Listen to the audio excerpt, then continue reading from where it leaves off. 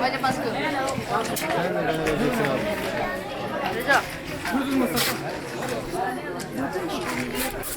Yol dokucu.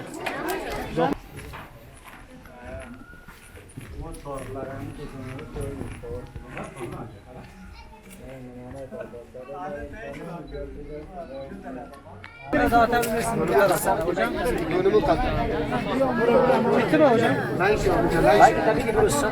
Çay içiyorum. Sonuçta sinek var. Bak Onlar şey diyorlar.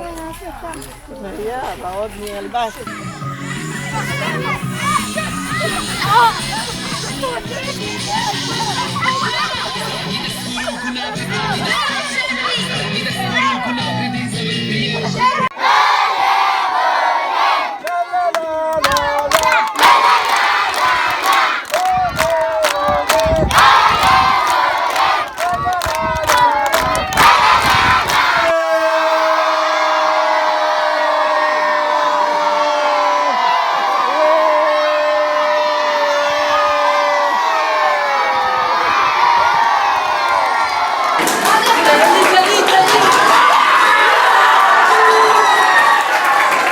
İnşallah gelecek açısından da ümitliyiz.